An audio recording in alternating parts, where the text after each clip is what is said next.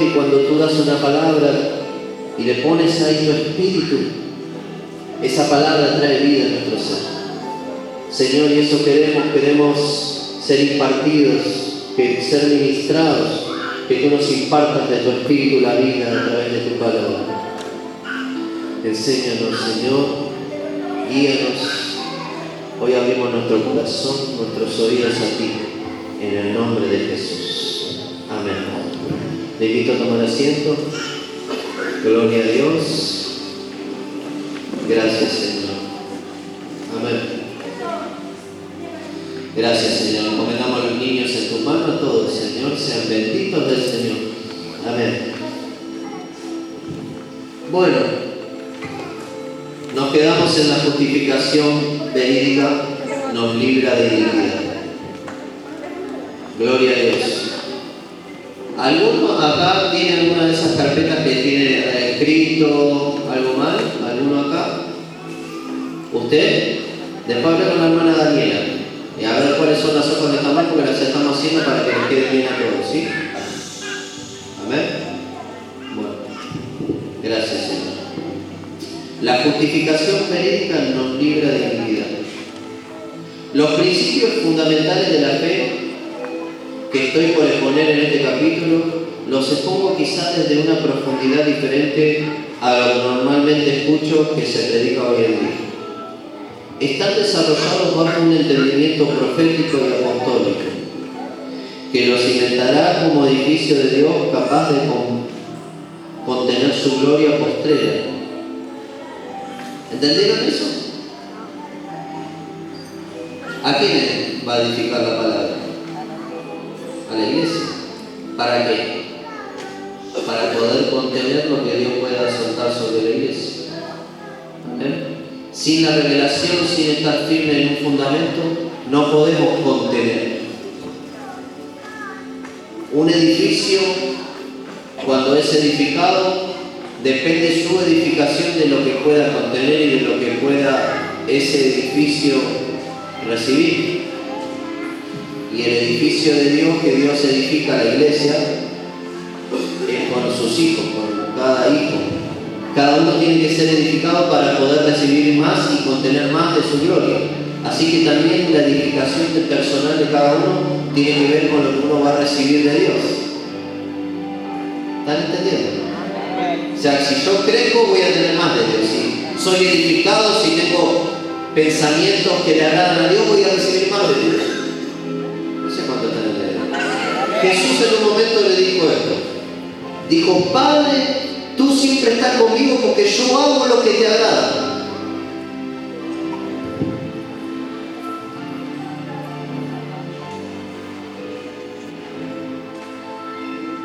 ¿Está entendiendo? Así que tiene que ver también con la acción de fe que sale de nuestro interior a través de la revelación que recibimos. Recibimos una revelación, la ponemos por obra y recibimos más del Espíritu. ¿Sí? O sea, el Espíritu va a permanecer en nosotros a través de guardar la palabra. ¿Está entendiendo? Por eso en San Juan, si no me equivoco, 14 o 15 dice: mi Padre, en el 14 dice: mi Padre le amará y vendremos a ustedes. Todo el que guarda la palabra dice: yo le amaré, mi Padre le amará, vendremos a él y haremos morada en él. Morada quiere decir habitación, Dios va a habitar. Decí conmigo: Dios va a habitar. Pero ¿cuándo? Cuando recibimos la palabra, la guardamos y la ponemos en práctica. Si no lo hacemos, Dios no va a habitar, Dios va a estar distante. Yo no sé si alguno de ustedes quiere a Dios distante, porque yo no. La justificación desde el enfoque de una nueva reforma apostólica, dice acá. Esto no nos confundamos, nosotros no somos, no nos confundamos con las denominaciones. Esto no tiene nada que ver con denominación, ¿sí? Porque hay una iglesia que se mueve en un mover, ellos le llaman apostólico y profético. Nosotros no tenemos ese nombre, pero también nos movemos en lo profético, también creemos en lo apostólico, pero no nos atrevemos a llamarle apóstol a cualquiera. ¿Sí? sino simplemente tenemos que saber que Dios es el que levanta y que hay apóstoles. Eso lo creo, aunque algunos lo nieguen. No es todo pastoral, hay apóstoles, hay profetas, hay evangelistas, maestros. Eso es real. El tema es que hay que tener temor de hacerse llamar uno mismo algo sin que Dios esté en el asunto, ¿sí? Y los apóstoles tienen señales de ser apóstoles, señales en distintas clases, ¿sí? Después eso lo vamos a desarrollar un día y lo vamos a explicar porque es más profundo, pero hay señales de un apóstol y hay señales de un profeta, hay señales de un pastor, hay señales de un maestro. ¿Está entendiendo? No es lo que uno dice que es, sino lo que es. Yo también puedo decir, yo soy el apóstol. Pero no es lo que yo diga, es lo que es. La persona es lo que es, no lo que dice. No sé si hice un trabalengua, pero algunos me han entendido. Gloria a Dios. Hay mucha gente que dijo, yo soy el Mesías. Algunos dijeron, yo soy Jesús, yo soy el Mesías, pero usted lo ve y no son. Y lo mira a los ojos con la escritura y tampoco son, menos todavía. ¿Está entendiendo?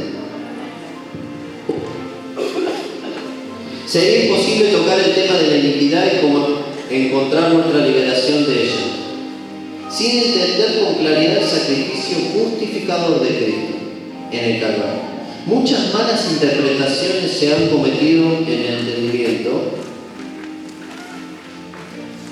de este fundamento, que mantienen a millones de personas en error, creyendo que tienen una salvación que en realidad nunca han adquirido. Dios está restaurando todas las cosas antes de su venida. Y una de ellas, de las más importantes, es la predicación del Evangelio verdadero de Jesucristo, en todo su poder y su gloria. Yo creo profundamente en la obra de la cruz, en mi vida y por ella vivo. Creo en su absoluto poder justificador y redentor y sanador.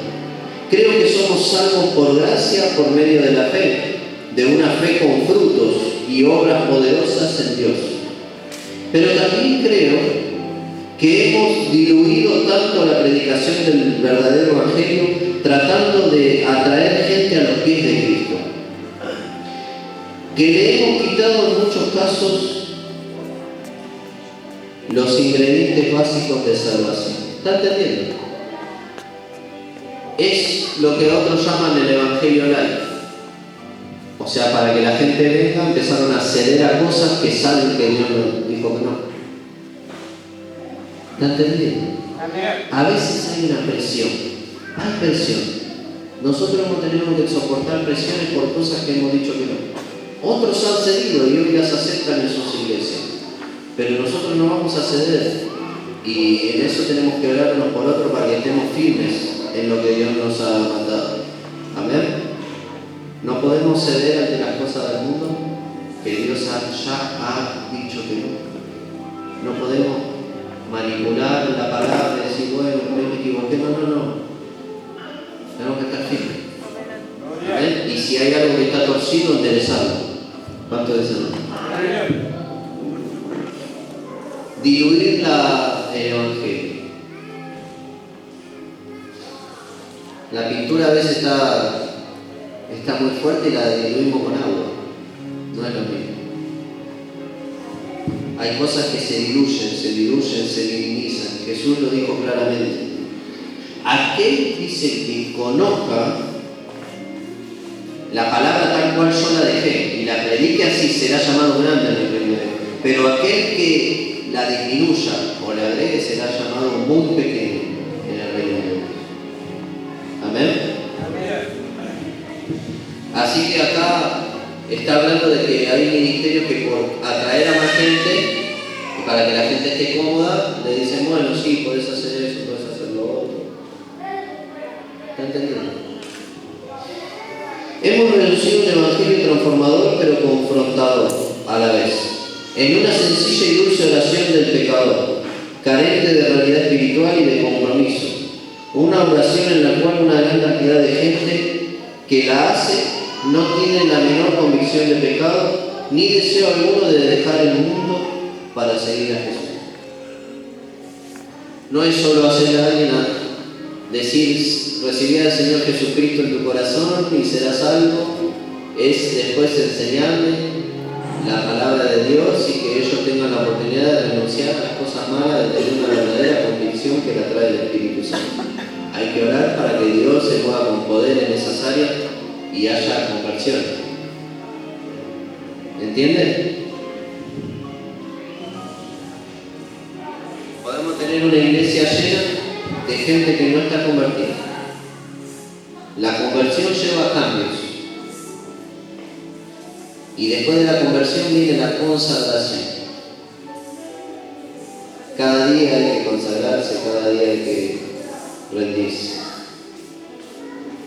Lo llenamos de promesas maravillosas, haciéndoles creer que todas las bendiciones de Dios vendrán sobre ellos, porque ahora Dios los considera justos, porque sus vidas están llenas de pecado y de injusticia, y que la realidad es que la gran mayoría de la iglesia vive en grandes derrotas, en desiertos interminables. ¿Por qué?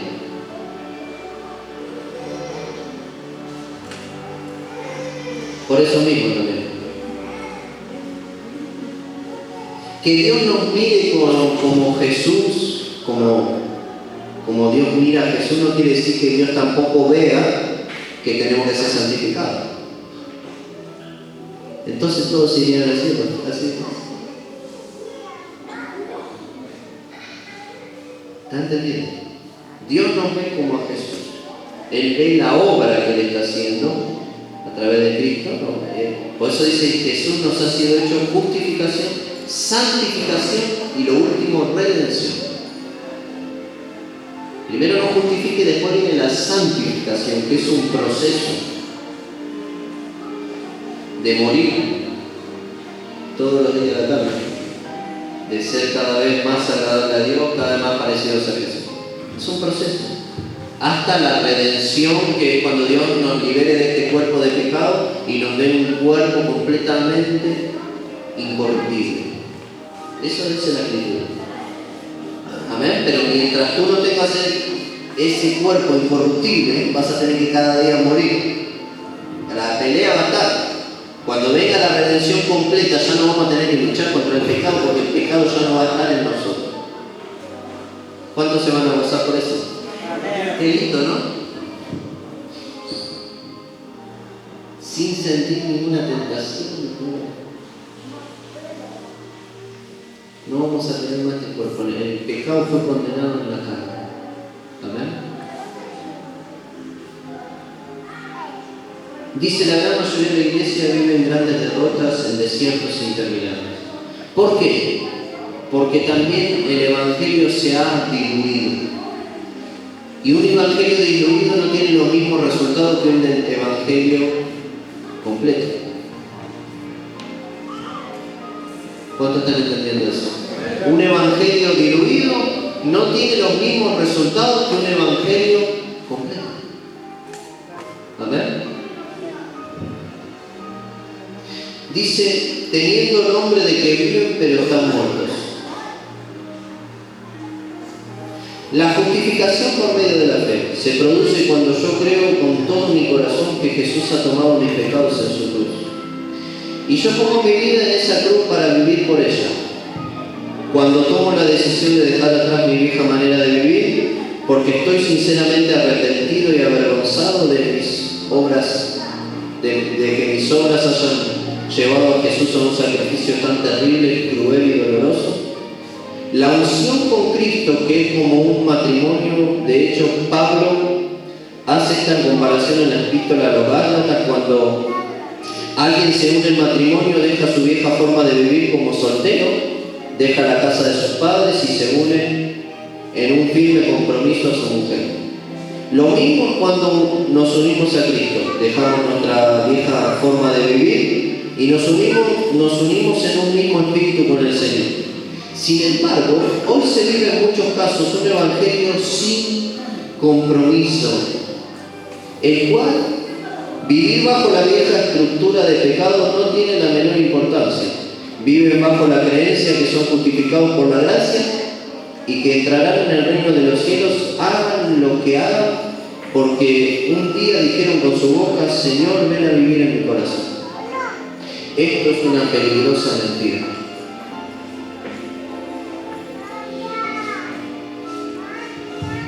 ¿Está escuchando? No pensemos que como nos dijimos. Vamos a reflexionar una sola cosa. Si algún varón se anima a sacar esa ventana, o bueno, la hermana de allá. Vamos a reflexionar una sola cosa. Que lo podemos hacer con la Escritura y también con nuestro discernimiento que Dios nos ha dado. Si esto fuera así, y Dios es tan santo porque Dios es santo, ¿cómo podría Dios habitar en nuestro ser si el Espíritu Santo, como se lo llama, Espíritu Santo, juntamente con cosas feas? O sea, la Escritura misma dice que las iniquidades han hecho división entre nosotros y nuestro Dios. Así que es imposible que Dios pueda decir: bueno, te justifico. ¿Y cómo puede ser que cuando nosotros caemos en un pecado, ya sea de rencor, de envidia, de celo, y entramos en la carne, cómo puede ser que igual nos sentimos distantes al Señor si supuestamente ya somos salvos por la sangre de Cristo? Entonces quiere decir que Dios también percibe el pecado en nuestro interior y se aparta. Percibe la rebelión. Porque en un creyente ya no es solo pecado, sino que es rebelión, porque el creyente sabe que está mal. Pero cuando cae en pecado, no solo cae en pecado, sino en rebelión. ¿Rebelión qué es? Yo sé que está mal, pero lo hago igual.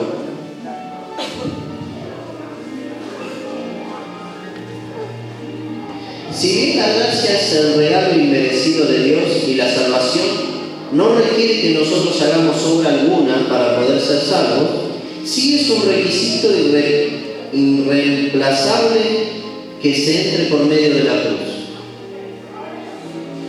La gracia es un regalo, la salvación es un regalo, pero también el mismo Espíritu que viene a morar en nosotros, Él va a provocar que haya un cambio, si no, es porque no lo hemos recibido. Si no hay un cambio progresivo es porque la comunión con Dios no la estamos teniendo continuamente. Si nos hemos estancado es porque algo se rompió en nuestra relación con Dios.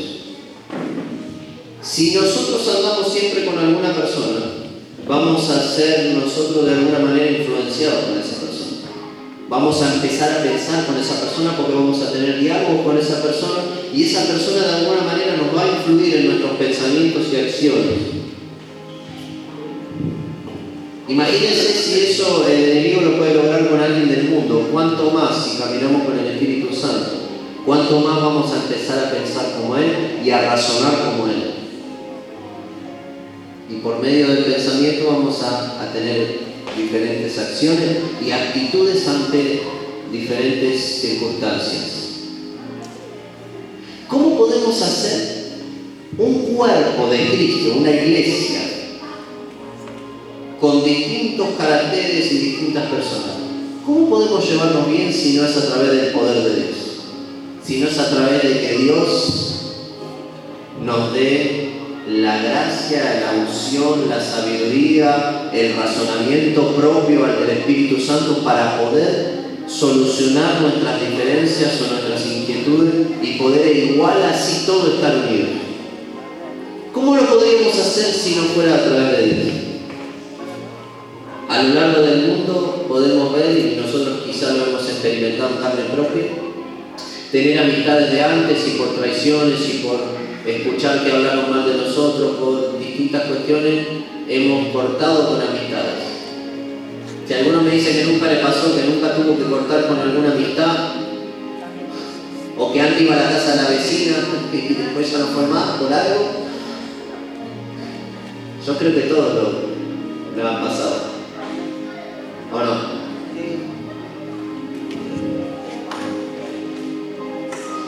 La cruz no es una opción más. ¿Sabe que la Biblia dice que nosotros también tenemos que ir a la cruz? Pero no es a la cruz de la manera que lo hizo Cristo, sino ir a la cruz representa ir y crucificar la carne. El apóstol Pablo dijo: yo con Cristo estoy juntamente crucificado. Y ya no vivo yo, más Cristo vive en mí.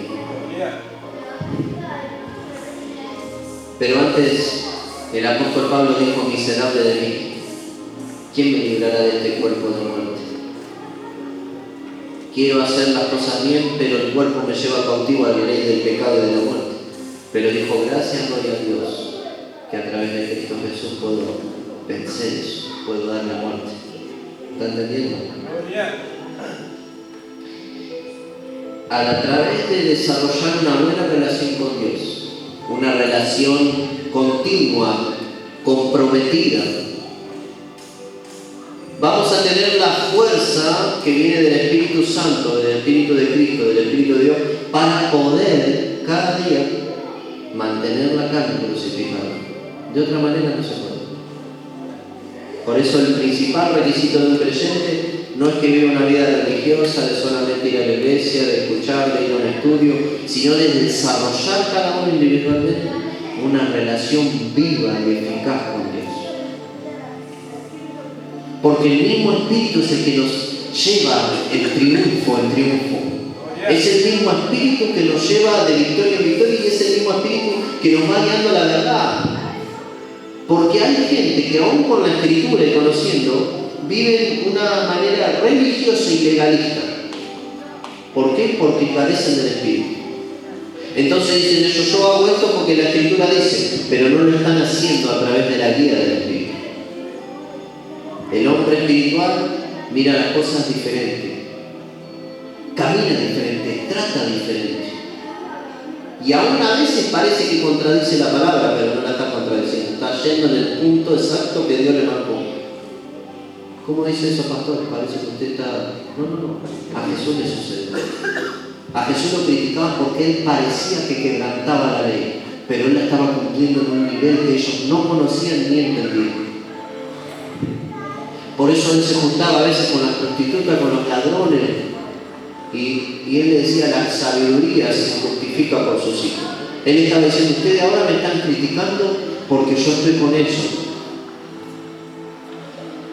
Pero cuando ellos sean salvos, ustedes van a ver el resultado de la sabiduría, van a ver el resultado de haber hecho esta obra. ¿Está entendiendo?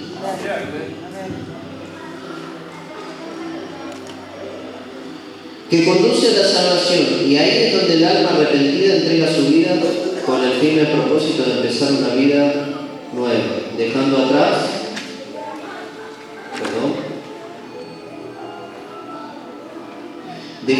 la práctica del pecado. ¿Está escuchando? La persona que nació del Espíritu ya no practica. No quiere decir que nunca se equivoca, quiere decir que ya no lo practica. Ya no se siente cómodo en un lugar de pecado, en un lugar o haciendo cosas malas. Va a haber una lucha interior en esa persona, y según esa persona se arrepiente y se entregue y pida y clame, va a ser libre y va a caminar en victoria. Esto es la forma mundana y pecaminosa con que se había conducido en el pasado. Entrad por la puerta estrecha, porque ancha es la puerta y espacioso el camino que conduce a la perdición, y muchos son los que por ella entran. Porque estrecha es la puerta y angosto el camino que lleva a la vida, y pocos son los que la hallan. Mateo capítulo 7, versículos 13 y 14. ¿Qué es invocar al Señor, en el nombre del Señor? Invocar el nombre de Jesús es algo poderosísimo, pero que implica una acción de nuestra parte. Invocar significa llamar adentro, esto es, llamar al Espíritu del Dios viviente que venga a nosotros y se una a nuestro espíritu. Este paso es indispensable para nuestra salvación, que requiere que sea hecho en el orden de Dios, ya que constituye el fundamento de nuestra fe. Pero el fundamento de Dios está firme, teniendo este sello, Conoce el Señor a los que son suyos, y apártese de iniquidad todo aquel que invoca el nombre de Cristo. Segunda de Timoteo 2:19.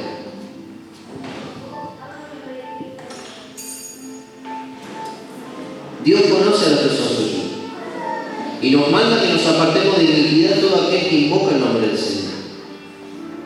Este punto me parece esencial, por lo que le pido que abra su corazón para entender en forma profunda una verdad tratada con demasiada liviandad por una gran parte de la iglesia de hoy. Lo primero que tenemos que entender es que para que el Espíritu de Dios venga sobre nosotros, es elemental tomar la decisión de alejarse de la iniquidad. Por eso les predicaba que a veces uno toma un versículo y no lo dice completo. Por ejemplo, hay uno que dice: no hay condenación para los que están en Cristo Jesús. Y ahí lo corté y todos dicen: amén, gloria a Dios, saltan de la silla, no hay condenación. Pero se olvidan de la parte que dice: para los que no andan conforme a la carne, sino conforme al Espíritu. O sea, la condenación se hace sentir en tu interior, en nuestro interior. Cuando yo estoy bajo condenación porque me alejé de Dios, la condenación vuelve a mí. Entonces, ¿cuál es el fruto de la condenación? No tengo paz. No tengo paz, porque la iniquidad me está gobernando. ¿Cuánto están entendiendo? Cuando uno anda conforme al Espíritu, no hay condenación. Usted tiene paz, está el Espíritu de Dios en usted, tiene comunión con Dios, escucha a Dios, camina con el Espíritu. Entonces, ahí sí no hay condenación. Los que andan conforme al Espíritu, no está la condenación. Pero cuando yo no ando conforme al Espíritu, hay condenación. Esto es un trato de todos los días. ¿Cuánto dicen? Él desciende a nuestra vida, tenemos que asirnos de Él para mantenernos en santidad. Es lo que le predicaba, ¿verdad? Al principio. Para poder mantenernos en santidad, para poder mantenernos en el Espíritu, tenemos que desarrollar una relación íntima, comprometida y permanente con Dios. Ser constantes, ser firmes en nuestras decisiones. ¿Cuánto están entendiendo? Porque van a venir presiones por fuera, presiones por dentro, pero tenemos que estar firmes en el Espíritu. Todos quieren ser sellados por el Espíritu de la promesa, pero el sello se establece al invocar en forma verídica el nombre de Cristo. Hermano, yo desde que me convertí, muchas veces íbamos al hospital los domingos, después de la reunión íbamos a los hospitales con mi hermano. Y también muchas veces venía mi esposa y su mujer, los cuatro andaban con moto. Y íbamos al hospital, ¿y sabes cuánta gente hicimos aceptar a Cristo? Porque la gente quizás por miedo dice: bueno, ¿qué pierde?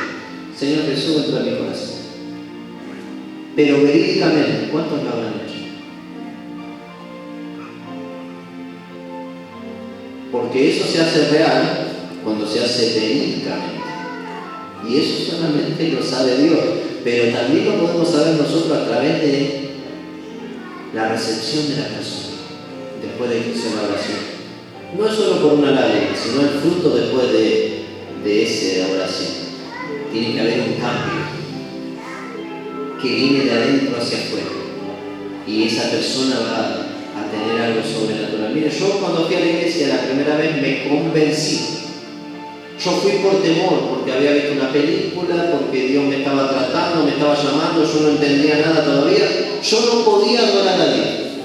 Yo en una reunión me paraba, y todos estaban cantando y yo estaba así, por respeto. Sabía que estaba en un lugar santo, y me paraba y estaba así, pero no podía cantar, no me salía. Yo estaba convencido que Dios existía, por eso empecé a ir a la iglesia. Pero después, cuando tuve el encuentro verídico con Dios, eso fue un proceso de Dios para alcanzarme, para convencerme de pecado, hasta llevarme a ese encuentro verídico. Una vez que yo tuve ese encuentro verídico, cuando nací de nuevo, todo mi ser fue impactado por Dios. Cuando fui a la iglesia, hermano, la primera canción acá, ahí no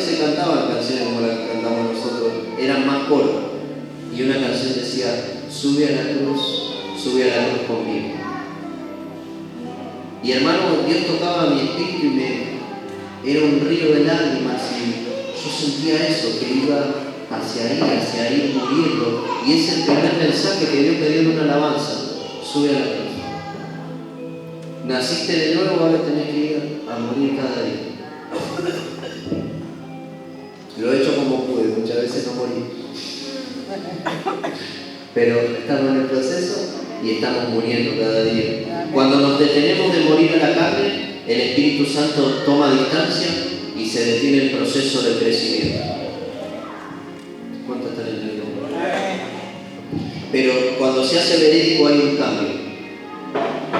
Lo que antes vos te parecía una locura, ahora lo amás. Vamos, la palabra, hermano, la agarré la palabra y el Espíritu Santo me hablaba y estaba en la mesa comiendo y venía el Espíritu Santo y me ponía a adorar ahí, no me importaba nada.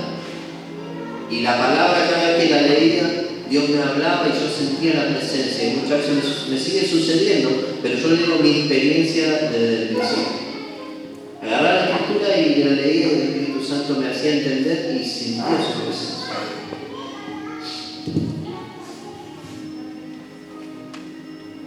Y esto me sigue sucediendo. Pero yo recuerdo que al principio Dios me buscaba a mí, después Él dijo, bueno, ahora vos me vas a empezar a buscar, no quiero que te mala costumbre, habrá dicho el Señor. Yo estaba tranquilo en un momento sentado y de repente vino el Espíritu Santo. Y me quebrantaba, me ministraba. Ahora ya no funciona así, si yo no lo busco. Otras veces sí el Señor me ha visitado, pero en ese tiempo yo me acuerdo que me visitaba más. Porque Dios tiene un trato especial cuando uno es bebé. Usted no trata igual al bebé que al niño grande o al anciano. Al bebé usted le trata como bebé, y al niño grande le trata como niño, y al anciano o al grande le trata como tal. ¿Está entendiendo? Dios al principio cuando nacemos nos va a tratar de una manera y después nos va a ir soltando un poquito para que crezcamos.